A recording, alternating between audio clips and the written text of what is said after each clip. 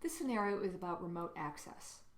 So here we see a person at home, let's call her Diane, and she connects to email via Pulse SSL VPN, which holds connection profiles and location awareness, which together inform context-aware security. This is done through the Junos Pulse Connect Secure product. Now, in the background, two-factor authentication prompts Pulse to call for an SSL certificate validated at the certificate authority, followed by the user entering a PIN and a token code to establish credentials.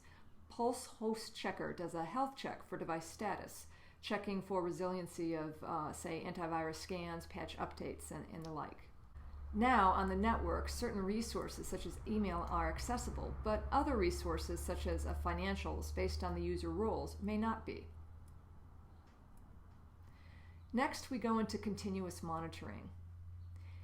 In this case, she's connected and working in a secure environment, but then she falls out of compliance by either launching a non-authorized application like BitTorrent or maybe Skype chat or something else that's not allowed, or turning off required protections such as their antivirus software. The SSL VPN gateway performs a periodic recheck, and Juniper's host checker notes the posture change and notifies SSL VPN server of the discrepancy. The user role is then remapped to a remediation role, which prompts a message to be sent with specific actions for this user to take. Now let's talk about session federation. She's come into the office, she opens her laptop, and it auto-connects through the EX switch port configured for 802.1x. It responds with session credentials from Junos Pulse Policy Secure, which is a NAC product, federated from Junos Pulse Connect Secure, which is the SSL VPN. Behind the scenes, credentials were federated from SSL VPN to the NAC via the Metadata Access Point Server, a function of the Junos Pulse Policy Secure product. The Pulse client recognizes the source IP address is now inside the network, and thus location awareness rules prompt Pulse to connect through the NAC, or Junos Pulse Policy Secure, which is enforced across the network in routers, firewalls, and switches.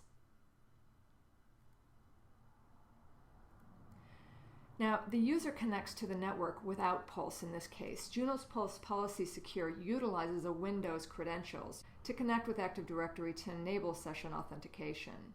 This zero-touch authentication provides a user role-based firewall enforced on the network gateways, such as SRX, as well as off-premises Juniper firewalls, such as the Firefly perimeter used in a private cloud.